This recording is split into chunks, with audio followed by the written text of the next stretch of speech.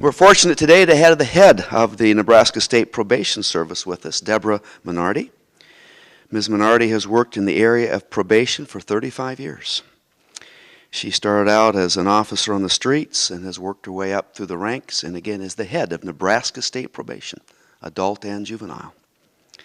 Nationally, she is the vice president of the American Probation and Parole Association. That is the top professional association in the field. So it's really quite an honor to have her with us today. We also have Jeanne Brandner with us today. Ms. Brandner is the head of the Nebraska Juvenile Probation Program, a position that she has had for some 5 years now. In addition to her work here in Nebraska, Ms. Brandner has worked in Arizona and has had some national level probation experience as well. Ms. Minardi. Good afternoon. How's that? Can you hear me okay? So I want to start by telling you a little bit of a story. I actually graduated from here, and when I started college, my dream was to become an architect. And as an architect, I don't know, is any of you involved in work study? Yeah. I was involved in work study. And while I was involved in work study, I met a psychologist. And the psychologist said to me, are you interested in working with some youth who need some mentoring? And I'm kind of like, And he said, for extra credit? I'm like, I'm all over that. I'll do anything for extra credit. You know how that goes when you're in college. So I started working with youth while I was in college. At the same time, as I said, I was actually in the School of Architecture. And with this opportunity, I got to know a couple of probation officers. And those probation officers said, we're going to be taking a trip to Colorado. And we're taking with us 14 young girls who have never been out of the state of Nebraska and who have been involved in the juvenile justice system. And would you mind accompanying us to Colorado to take these 14 girls? We're going to stay in Estes Park in cabins. I'm like, free trip, don't have to pay. Estes Park, this will be cool. So I go with the two probation officers to Estes Park, and we take a big old van with the 14 young women, and we're in two separate cabins. And the two probation officers say to me, we're going to be in one cabin with 7 girls, and you're going to be in the other cabin with this other volunteer with the other 7 girls. Are you cool with that? Well, I'm thinking I'm pretty cool. So I'm like, yes, I can handle that. I can handle that, no problem. So the girls and I kind of settle in, get ready for our day. We're going to go out for a hike. And as we're going out for a hike, for the first time out, right when we get out, what do we see but these buses coming in? Bus after bus after bus. And on these buses are 1,400 Christian athlete boys. Now I got 14 girls. Think about it, ladies. 14 girls and 1,400 men. All right, is that not pretty cool odds? Well, I knew what I was doing. I marched those girls back into the cabin, and I said, here's the scoop. This is what you will do, and this is what you won't do, and this is when you will be back in the cabin, and this is when you won't be back in the cabin. Are we clear? And all the girls were like, kind of like your little sisters. Okay? So we go back out, and we have our little hike. And it's bed check. And all my girls are in on time, just like they're supposed to be. And I get up every morning, the next morning, and do a hike with the two probation officers. And the first morning, the two probation officers were saying, oh, we had a bad night. Not all of our girls made it in. So we had to get the whole cabin up and kind of have a team meeting and make sure our girls understood the rules. Well, you can imagine, I thought I was pretty cool. I know how this works. No problem whatsoever. Night 2 comes around. All my girls are in check. I have this probation officer stuff down pat. This is an easy job. Next morning, 2 probation officers said, last night was even worse. Even more of our girls didn't make it in time. We had to get them all up, have a little powwow before, and make sure we reviewed the rules. 3rd night comes around. All my girls are in bed. I know my destiny. I'm going to be a probation officer. Next morning, taking the hike with the 2 probation officers, and they say to me, Last night was the worst night of all. And I am being honest. My ego had gotten a little too big. And I'm kind of giggling under my breath when the two probation officers said, yeah, your whole entire cabin snuck out and you slept through it. You can imagine how mortified I was. How mortified. They said, not only did you sleep through it, but the girls begged us and begged us and begged us to please let them crawl back through the window and back into the cabin. And we did, and you slept through the entire event. Well, I learned a very valuable lesson there. And that lesson was never, ever trust Christian athlete boys. No, the truth of the matter is that the lesson that I learned is that there was something about behavior that I really didn't understand.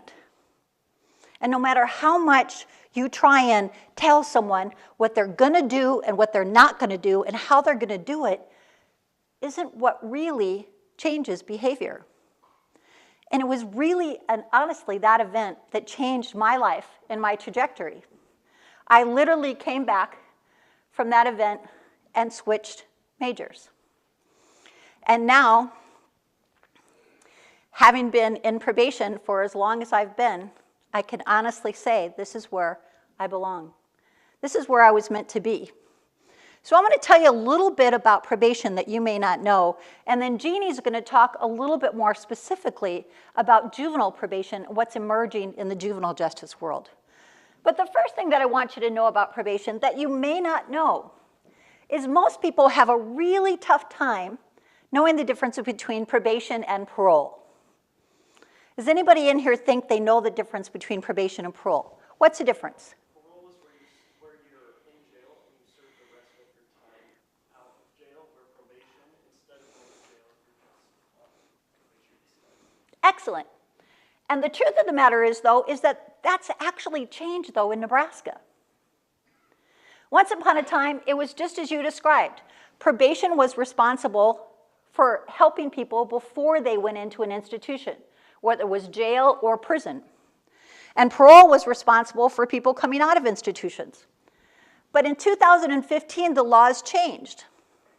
And the legislature decided to give probation part of that exiting role as well. So not only do we have, before people go into institutions, we now assist individuals coming out of institution as well. So we do a paroling function that's referred to as post-release supervision.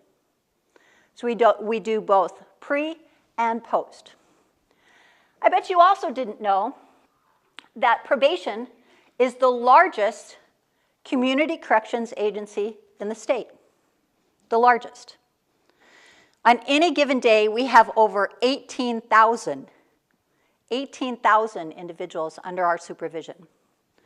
That includes individuals that, again, are on the probation side, on the post-release side, and there's one other function that we do. Does anybody know the other function that we supervise? We also supervise problem-solving courts. So individuals who go through problem-solving courts are also engaged under the umbrella of probation. What's important to also know about probation is that I like to kind of brag a little. It was mentioned earlier about I'm vice president for the American Probation and Parole Association.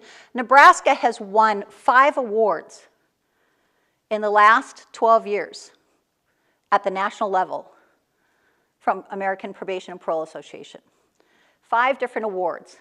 Because over the last 12 years, we have had a huge transformation. And that transformation is what's often referred to as evidence-based practice. Getting engaged in what we believe to be making a significant difference, not only in recidivism of both adults and youth, but also long-term behavior change. And remember how I started? I thought I was changing those young women's behavior by telling them what to do and what not to do. And what I figured out very quickly is that's not how you change behavior. So let me ask this question to any of you who may be brave. What makes you interested? Why? Why are you interested in criminal justice? What is it about criminal justice that interests you? Anybody brave enough to answer? Easy? It's easy? Why?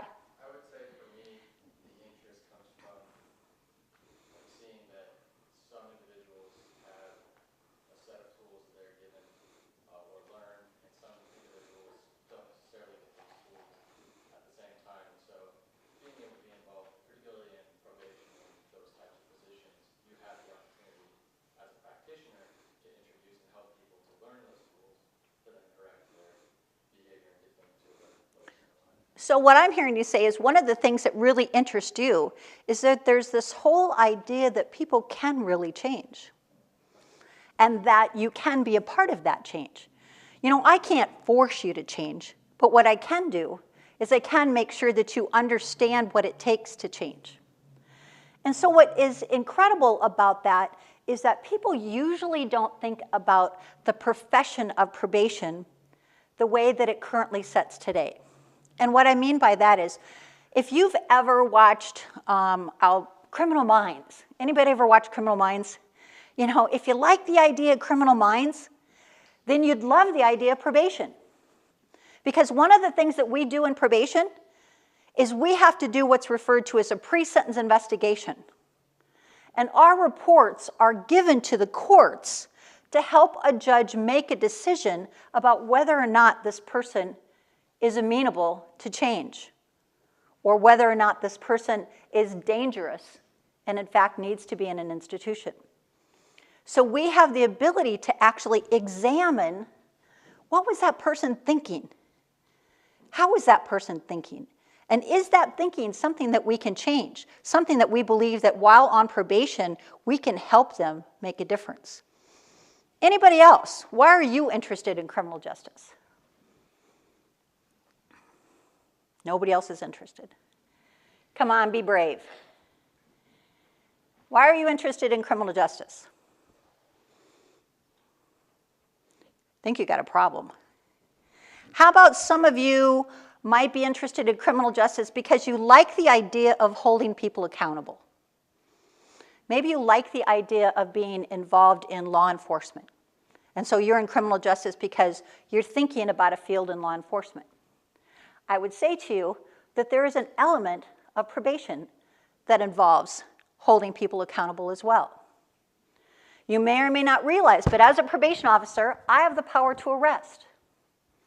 When someone is under the authority of probation and they're not doing what they're supposed to be doing, and in fact, in violation of their probation, I have the authority to arrest that individual if I believe that individual is going to cause harm, additional harm to the community, and or try and flee.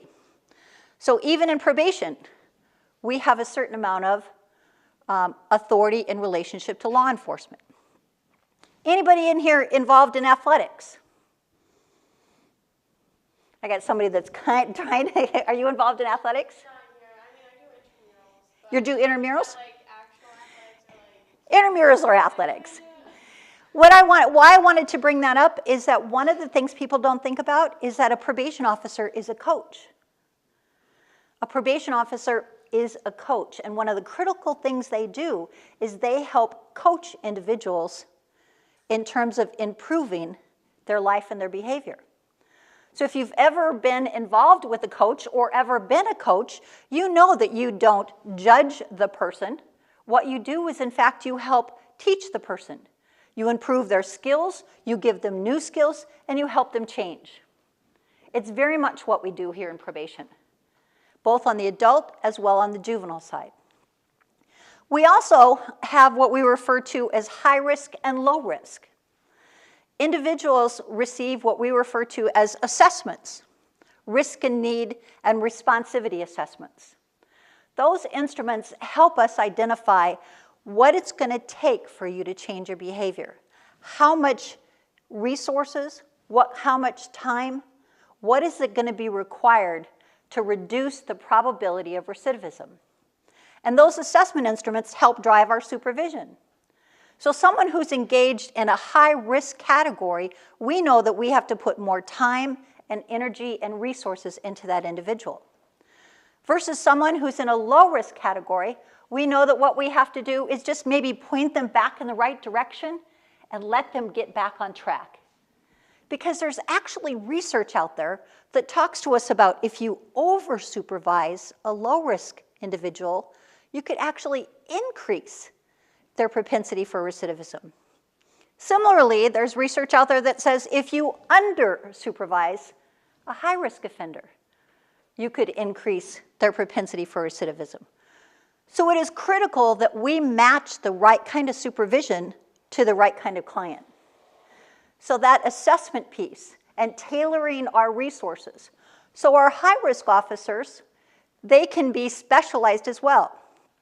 Maybe some of you have had an interest in gangs.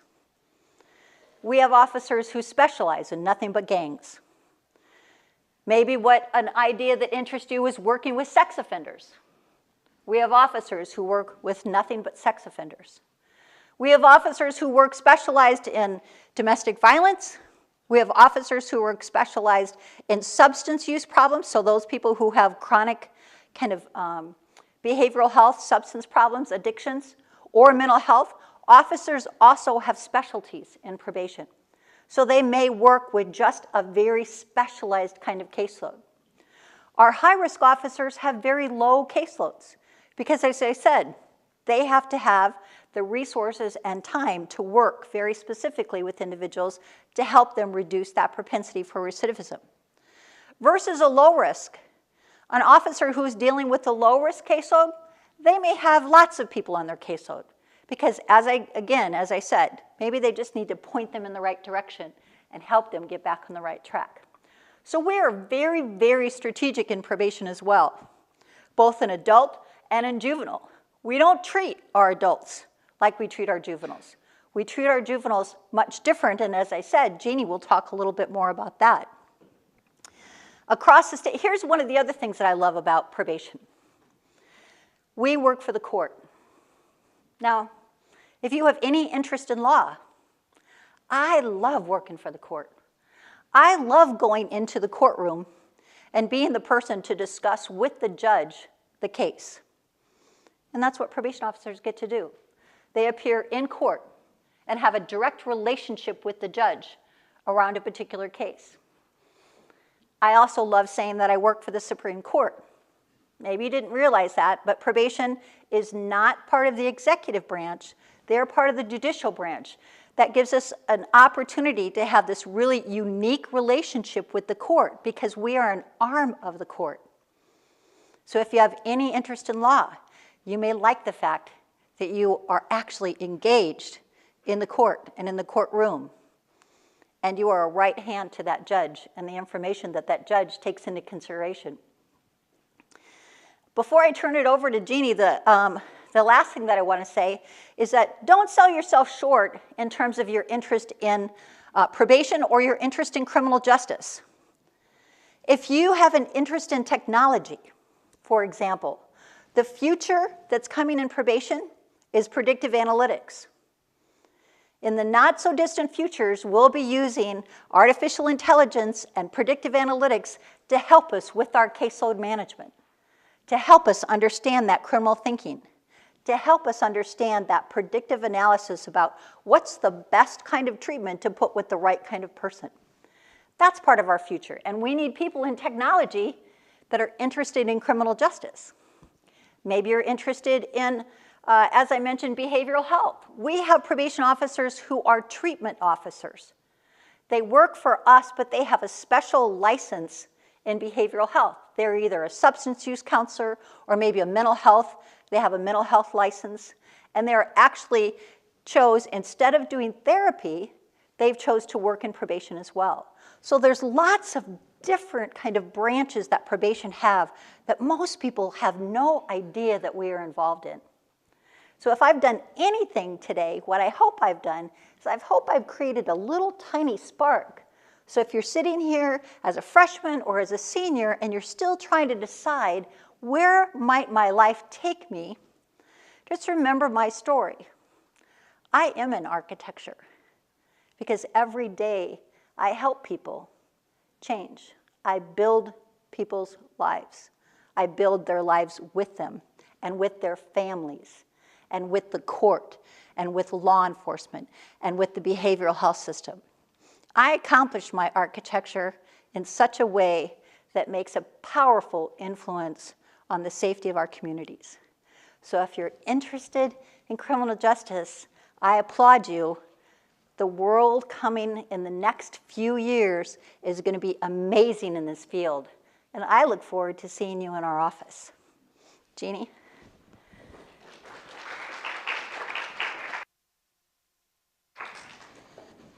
All right, can everybody hear me okay? Good. Deb set a really good foundation there. As I was introduced, my name is Jeanne Brandner, and I'm the Deputy Administrator overseeing juvenile services for the state of Nebraska. I have been here back in Nebraska. Nebraska is home to me for about 5.5 years. So prior to that, as was mentioned, I also spent some time in Phoenix, Arizona, overseeing detention and probation operations there on the juvenile side as well. 1899, anybody know the significance of that in your CJ classes? Nah, Dr. Wiley, you can't answer. Go ahead. Creation of the first juvenile court, okay? Cook County, Illinois. So right in our Midwestern area, the first juvenile court was created. And part of that was due to this thought of youth being different. So it is really an exciting time to be in juvenile justice today because that is all coming back, especially in Nebraska, but also on a national level. As Deb said, a lot of things that we do in juvenile probation are similar to what we do on the adult side. A lot of the terminology is different. Okay, when you think of adults that have been in prison, what are they often referred to when they come out? Maybe prisoner or offender, very negative connotations. Okay, we try not to use that language with youth. Again, going back to that premise of youth maybe aren't fully developed, maybe haven't been taught the skills that they need in order to be successful. And as you mentioned earlier, we have an opportunity to intervene and say to them, let's stop and think about this trajectory and where you want to go versus where you are going. Okay? And so as Deb mentioned, our probation officers have a great opportunity to be what we refer to as an agent of change. Exactly what you described, is we can offer some skills. And the beauty of working with youth is that it's not just the youth that you work with. Okay, so just like many of you have many different facets of your life. You have your educational setting, you have your family homes, you have your friends and your peer groups, and if youth are engaged in services, we have service providers, maybe therapists. So there's lots of different community engagement. And so one of the things that probation really strives to do is engage youth in their communities and also repair harm to victims if there was victimization. So what would be the benefit? Why do we want to treat youth a little bit differently than adults? What do you think we might gain from that? Intellectually, they're not as developed as adults would be, so we have an opportunity to try and mold them and change their behavior. Absolutely. So just what we were talking about, we can help develop them, mold the behaviors, maybe teach some skills that weren't there. Sometimes youth come from homes that aren't always, maybe don't have two parents, maybe one of the parents is working a lot, so maybe the parents might even need some help with some of the skills to say, here's how we can work on setting some boundaries. Okay, for the most part, again, depending on age, so one of the things here in Nebraska is youth in the juvenile justice system can go up to age 19. The lower end is 10, so 10 to 19. And then we have to be able to say, so for the most part, so I'm going to take the upper end. So the majority of our youth, and as Deb talked about numbers, on any given day, there's about 3,000 youth across the state on probation. If we take the upper end of that, so let's say 14, 15, 16, 17, 18, do you think, thinking back to when you were that age, did you know right from wrong? Yeah, probably. So what do you think would be some of the reasons youth get caught up in in the mistakes that they make and the offenses that are committed.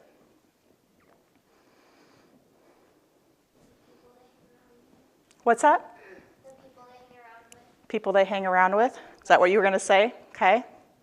A lot of times it's the people they hang around with. A lot of times it's boredom, impulsivity. I mean, I think we all can think back to when we were kids and some of the stupid things we did, and now we would think about that and say, what the heck was I thinking? Why did I do that?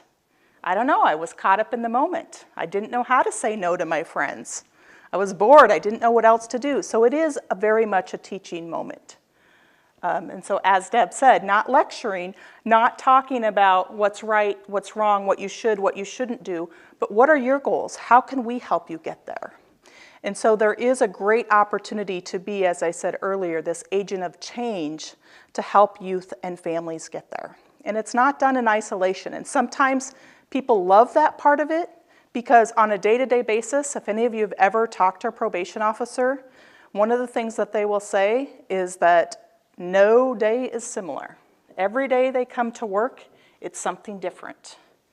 And the better prepared you can be for those on your caseload, the better your day will be. But there's always going to be crisis. There's always things that are going to come up. Especially right now, you know, we have lots of needs for services across the state. And so as Deb talked about, while we have some licensed individuals on our staff, we also have the need for that for those community providers to be able to provide service for when youth might need more than just the probation officer to help them and guide them, might need more than the direction of their parents, might need some additional therapies, counseling, sometimes out-of-home placement. Okay? So juvenile probation has the authority to do detention intake screening. Okay? So we do have facilities across the state for detention. We also, as Deb mentioned, provide for the court investigations and assessments. So that could be in tandem with a provider if there's a clinical assessment that needs to be done. And also in juvenile probation, very similar to the adult side, not only after supervision, we have supervision responsibilities, but youth that are committed to our highest level facilities, which are youth rehabilitation and treatment centers, Kearney for boys and Geneva for girls. After those youth leave those facilities, again, another law change that's happened in the past few years, youth don't come out on juvenile parole, they come out on probation. So probation does also supervise those youth after they leave probation as well. So what are some other benefits in dealing with youth in the manner that I've described? We talked about being able to develop the youth. How about the community? What do you think the community benefits? Okay, how so? I'm gonna shaking your head. I just say because it's like a positive influence that they know if like there are any other kids that need that there's someone there. Okay, so positive influence, absolutely. And again, remembering all along the way, as Deb described, probation officers are constantly assessing, is this a situation that's safe for our community, or do we need to do something different? So we want to ensure that those youth and adults who are safe to remain in the community are able to do so. Because if not, we break a lot of pieces that could cause more harm, okay? So if a youth has to leave their home for whatever the reason may be, and I mentioned earlier that not everybody has a detention facility in their backyard, so that means the youth potentially has to leave their family, their church, their school, their friends. And I tell you what, if you think about that in terms of what you would experience, there's not a lot of hope when you have to leave all those things behind. So we really want to make sure that is absolutely necessary before youth leave their homes. Our biggest outcome, and I'm sure you've talked about this, is recidivism. Okay? That means we look at once a youth leaves probation, do they have another law violation after that? We want to see that they don't have that they've learned, that they've picked up on those skills. And so that is our ultimate outcome. But we also look at other things such as, is the family dynamics better at home? Maybe if there was some mental health issues, are the mental health symptoms reduced? Those types of things. Are they going to school if school was an issue? Are their grades better? Those types of outcome indicators. So there are lots of points which you can intersect with all different parts of the system, looking at engaging with those school professionals, engaging with the treatment providers, all of that by being a probation officer. So they do wear many hats. A lot of times people have this mentality that if you're probation, all you're doing is enforcing. And that's part of it. You have to look at what the court order says, but you also have the ability to role model and to be that agent of change. Anyone have any specific questions? I'm going to take a look at my notes to see what else I missed here.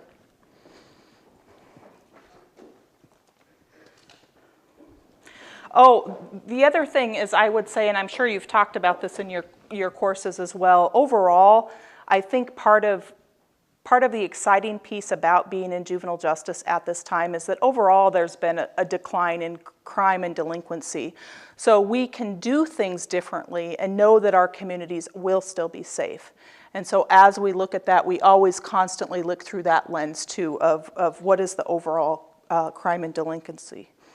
The other piece, and I think I might have mentioned this a little bit too, is one of the benefits of being in probation, whether you're a line officer, whether you're in management, whether you're at the administrative level, there's all sorts of levels to be at, is the collaboration and relationships. And so one example is us being here today.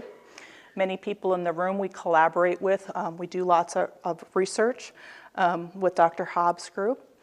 And we are able to go to the legislature to testify at hearings. And our local probation officers also engage locally at a community level.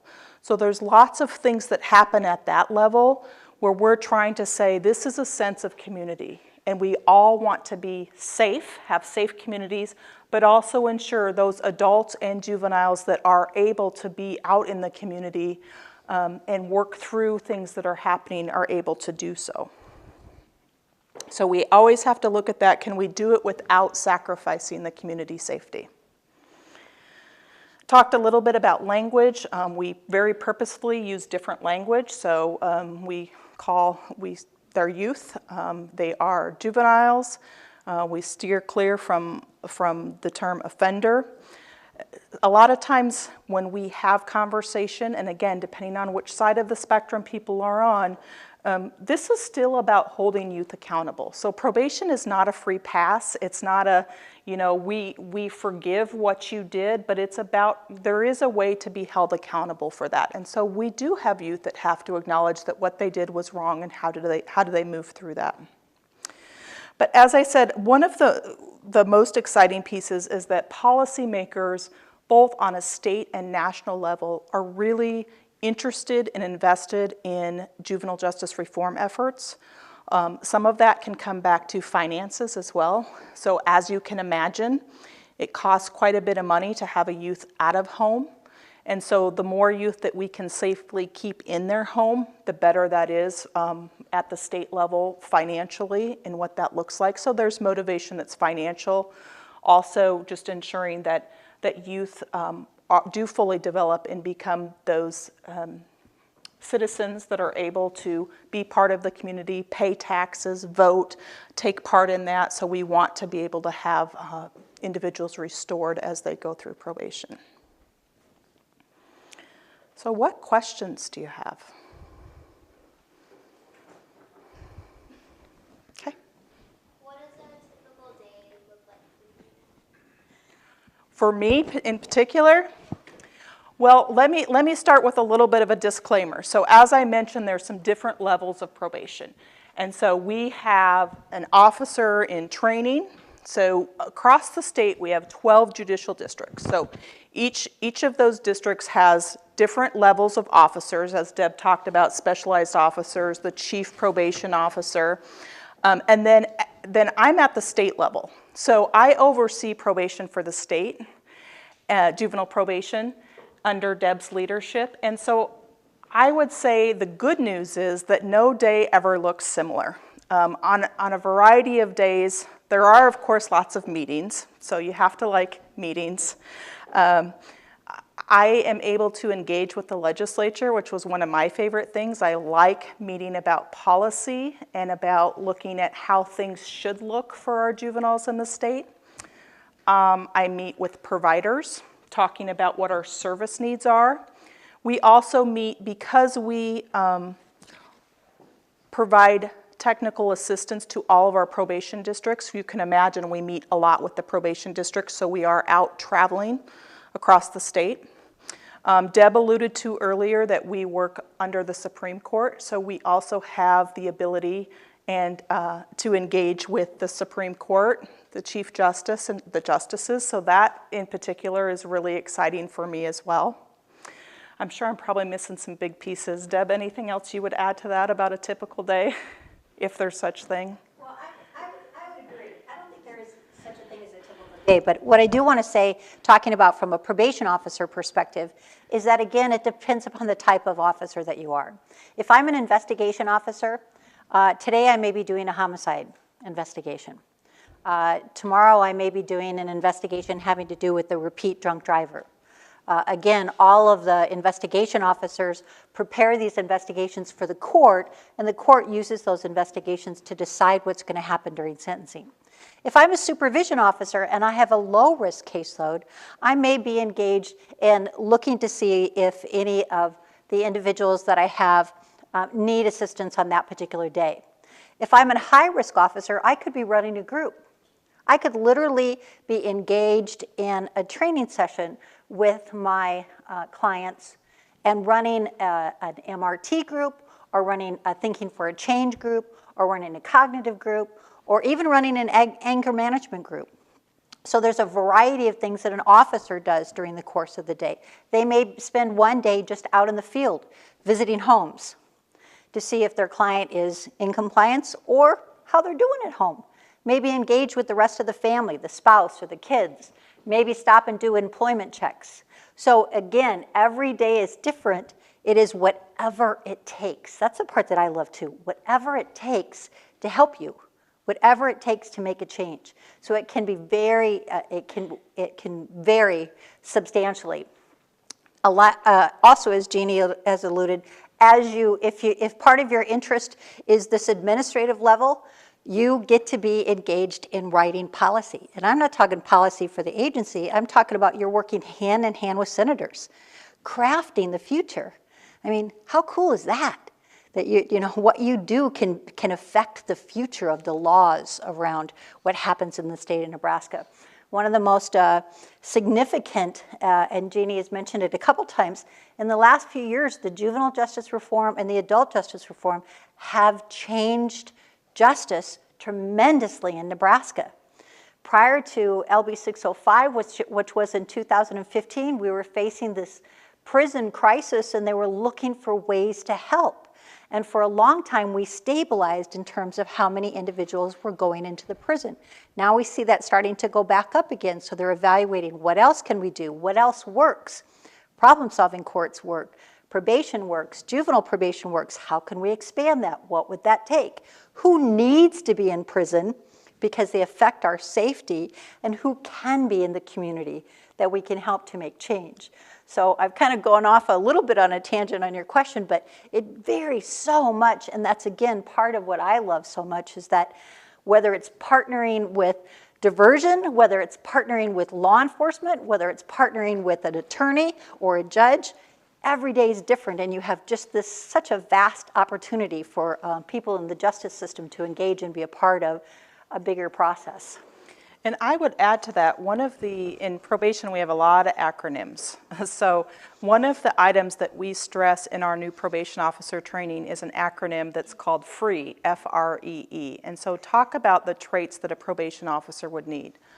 Flexible, relationships, empathy, and engagement. And there's obviously a lot more than that, but that kind of summarizes when we talk about the variety of work that we do, is we have to be responsive and engaged on several different levels. So that's the good news, is there isn't a typical day. I want to do a fun little exercise with you while we still have a little bit of time, and I just want you to bear with me and think about this for a second. So I'm assuming the large majority of the people in here are drivers, maybe not 100%, but I just want you to bear with me for a second. You don't have to raise your hand. Has anybody in the room ever went over the speed limit? Okay, I see a lot of heads shaking, okay? A lot of people say, yes, I've gone over the speed limit. So I just want you to imagine this. You're in your car, okay, and you're going down the road, and right behind you, you hear this, woo, woo, woo, woo. What's the very first thing you think? Okay, maybe I shouldn't say it that way, because, no. But go ahead, tell me, what's the very first thing that comes to your mind when you have a police officer pull up behind you and their lights on? What's the first thing you think? Come on, be brave. Anybody, I don't care, be brave. And what's the first thing you think? What did I do wrong? Somebody else. My mom's going to kill me. Yeah, keep going. How fast was I going? Okay, nobody has like an oh. I heard one. Yeah, oh, crap. Okay, I don't know. Okay, anybody else? What did you think? I hope that was a speed bump. I love it. What else? Come on. There's more. What are you thinking? White t-shirt smack in the middle. I can see it on your face. You're thinking something. You're just like, I can't say it out loud. Is that what it is? I wasn't speeding. Okay? I did not hear one single person say, oh my goodness, he must be after someone else. I'll move over so he can get by. Okay? So the point that I make in relationship to that tiny little exercise is all of us have this certain amount of criminal thinking. Seriously, we all have this certain amount of criminal thinking. What would it take to change that? So my next question to you is, now the officer goes around you, after you've slowed down, of course, and you're now doing the speed limit. Now the officer goes around you. How long before you start speeding again? 2 minutes? 5 minutes? Right away? A week? How long did it take? As long as it took him to get out of your sight. My point, again, in giving you this story is, when you think about criminal behavior, it doesn't change easily. When we think about our own behavior, it doesn't change easily. When I call one of my staff into my office and say, Jeannie, I want to talk to you. What do you think Jeannie thinks? Oh my God, I'm in trouble. Okay? We have these natural kind of instincts and responses that happen. That thought process can change. If I work hard enough with Jeannie, the next time I call Jeannie in my office, Jeannie will be saying, I'm probably getting another award. Okay? She won't automatically think, oh my God, I'm in trouble. But we are conditioned. Now elevate that about 1,000 times, and you understand a little bit more about criminal thinking. And you'll understand a little bit more about how tough it is to change criminal thinking. And the fact that we can is amazing. The fact that we know what works to change criminal thinking is amazing. And that's the most exciting part about what we do, is we have the ability to change people's thinking, which changes their behavior. And when their behavior changes, so does their outcome, meaning safer communities. That's incredible. That's incredible work, whether it's with youth or adults. It's incredible work. Other questions? The microphone here. I was wondering if there's anything right now that you're working on legislatively, or anything that you see as priorities kind of moving forward for either juvenile or adult probation related? I'll start with juvenile probation. This year has actually been a lower level year for us, so we don't have anything pending that will directly impact juvenile probation. There's certainly a lot of cursory bills that have a juvenile justice larger impact, but it's kind of a welcomed relief, because we have had, as Deb mentioned, over the last year, several changes. As you can imagine, implementing those changes has been a lot of work, and so we are excited to have a lower key session this year, but that doesn't mean that something won't come up. And then there's always budgets. So budgetary issues affect us every year, and so that is something we always have to be prepared for and be able to respond to. There's probably probably a couple different levels from the adult perspective. Probably the biggest discussion with most people are most familiar with is the continued overcrowding problem in the prisons. And so the senators in particular look for ways that they can assist with the overcrowding problem. There's that ongoing debate about, do we invest millions and billions of dollars in a long-term solution having to do with construction versus are there other alternatives that can in fact improve? I again go back and say, first I mentioned LB 605 and what's happened since 2015. As a result of that, probation's grown 22% on the adult side. That's not including the post-release population that I talked about. But they still say, what else can you do? So there's lots of discussions around the expansion of problem-solving courts. And I really didn't talk much about problem-solving courts. But problem-solving courts, again, are an amazing program that really has tremendous outcomes. In particular, what they find is that what makes a problem-solving court different is, number one, there's a team approach. And on that team is the judge. And an individual who's involved in a problem-solving court sees a judge on typically a weekly basis. And what the research has shown is that that engagement with that judge is a powerful behavioral change and has been very effective at reducing recidivism. So one of the biggest discussions right now, no promises, it's just that one of the biggest discussions right now is, do we have an opportunity to expand problem-solving courts because they are such a powerful. The thing with problem-solving courts is it does require additional judicial resources as well as just community resources as well. There was another question back here. Yeah, so if you wanted to get into a probation officer position, other than assistant probation officer positions and drug techs as being a good kind of starting point, if those positions aren't open, what are some other good ways to get some experience to prepare you for a position as a probation officer? Okay. One of the best things that you can do is your internship. Okay, because let's be honest, you get your face known, you get your foot in the door, people get exposure to what you're going to do. That's going to help. That's going to help to prepare you and give you that real life experience. But it's also not just only going to get your foot in the door, but as I said, it's going to get your face recognized. So when those positions do come about, you're more likely to be considered.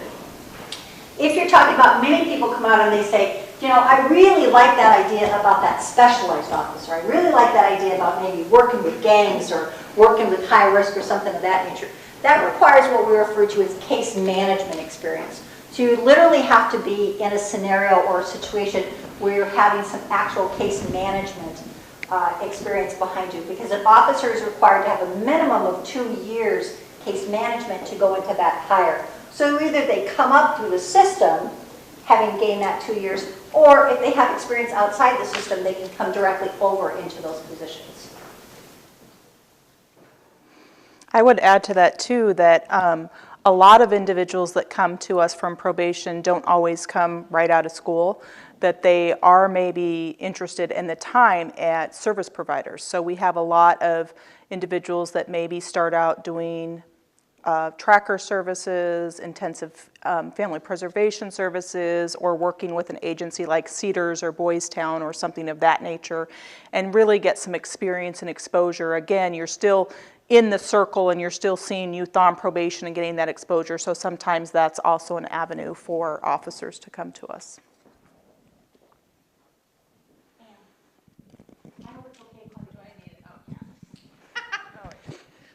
So if you could wave a magic wand, and maybe you can both answer this, and change one thing in the state of Nebraska that you think would have a lasting impact on the clients or the youth or the adults you serve, what would that be?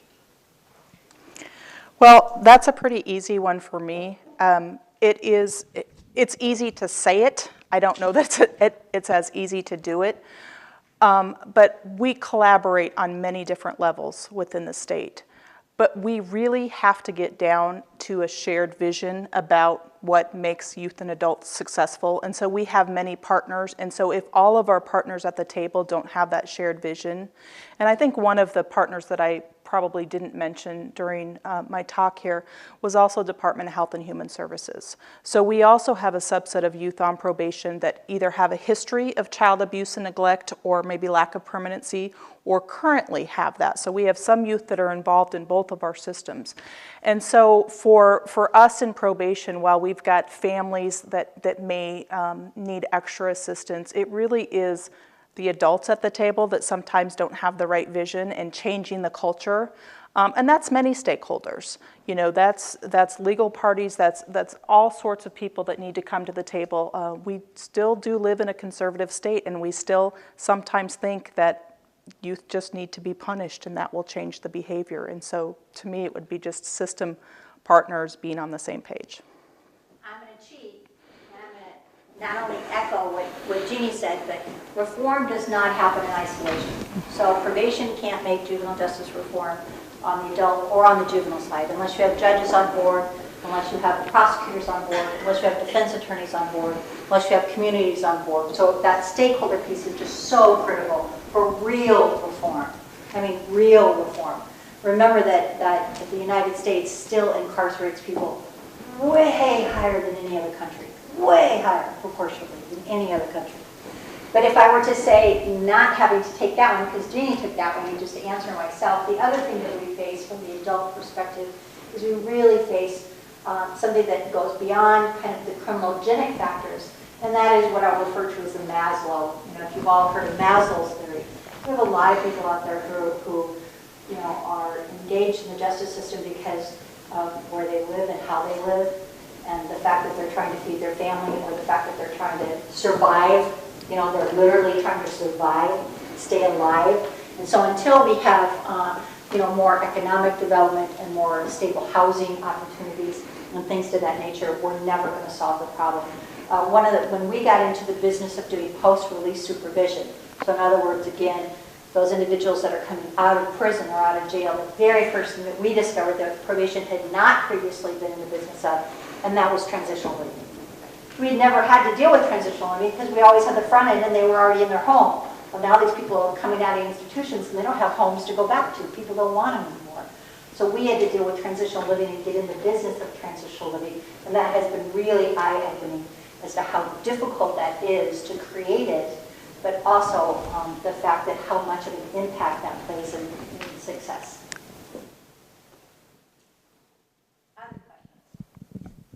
Got time for a few more. Oh, here, let's see. So across the 12 districts, many of those are probably rural. So how does probation look differently in some of the more rural communities as compared to the metro in terms of services or supervision, if there are any differences? Thank you so much for asking that question, because, like, you know, you can tell I get pretty excited and I can talk all day long. So you stir things that I forgot to talk about. One of the things that we're trying to embrace really heavily is that of technology. So one of the things that we have now that we've never had before is we have teleservices. So it's very similar to telehealth, where we have the luxury where we have lots of doctors and, you know, hospitals and things right around us. In our more rural communities, they don't have that luxury. Well, think about the same thing on a behavioral health perspective. They don't have psychiatrists in Ogallala. They don't have psychologists sitting in Ogallala. So what we have to do is we have to use the same kind of technology to partner those two entities together. So we now have the ability to literally engage, whether it's on a group perspective or on an evaluation perspective. The officers do that as well. As an example, you know, we recently had the floods. And there were officers who couldn't get to their clients, okay? Well, one of the things we talked about is that no longer has to stop us. There's everything from, guess what, FaceTime with your client, you know, all the technology that you could use, as well as some of the other opportunities that we had around technology as well. As a matter of fact, the other thing that I'm proud to announce is we just launched an app. We have a probation app, so no matter where the probation officer is, they can get on their app and they can engage with their clients anywhere, anytime, anyhow. So it's pretty cool. Thanks for asking. As they're thinking of a question, I have one. How many probation officers are there in the state now? Well, we have 900 employees employees total, and of that 900 employees, I think just right around, I think just a little under 400 of those are officers. How many in the juvie side?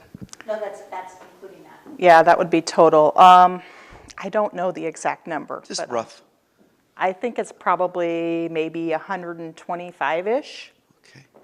We have a lot less number of juvenile cases across the state, as I mentioned, about 3,000.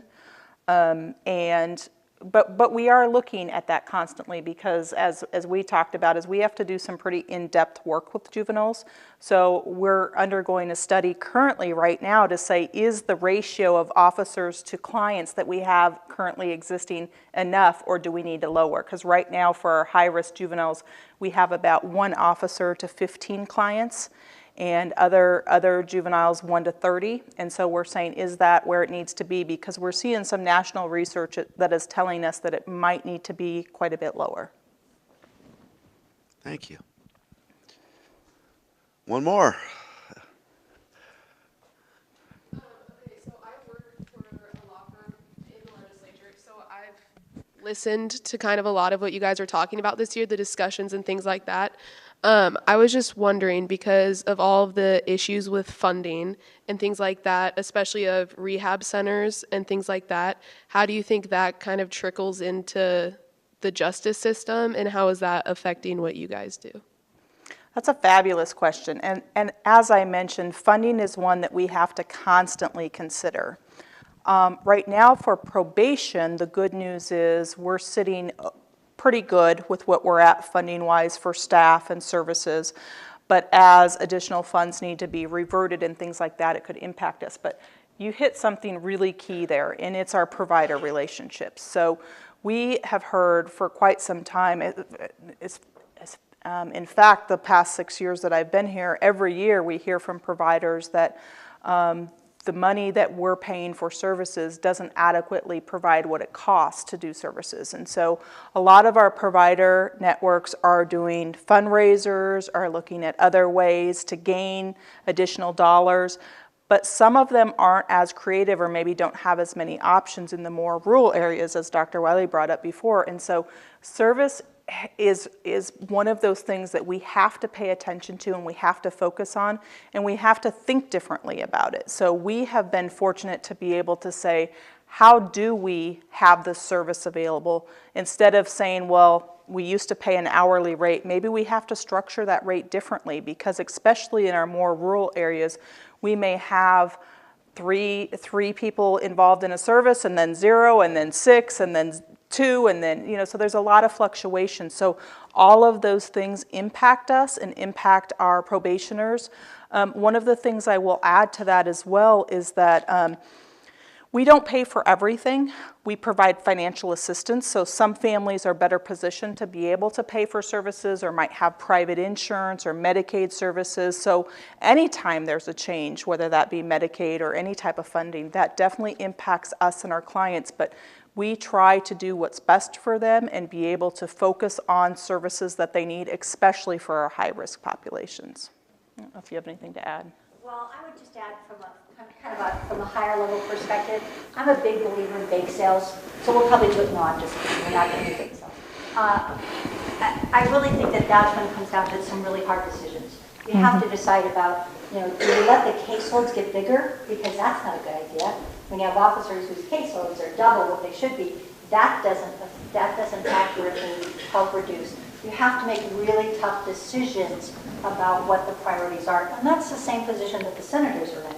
I mean, they have to, in one hand, they may have individuals in front of them for disabilities, and they're making decisions about people with disabilities and making decisions about whether or not to build a prison, or making whether or not to fund the university, or fund schools, or having to do about the prison. I mean, it's really tough decisions.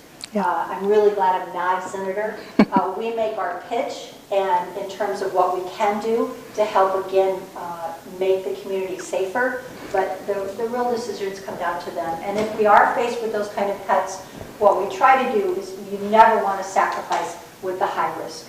So in other words, we want to make sure that we're maintaining our caseloads and we're maintaining our services for the high risk. So we'll probably do even less for the lower risk, which isn't all bad if we have to. I think our time is far spent. Let's give our speakers a round of applause. And once again, if you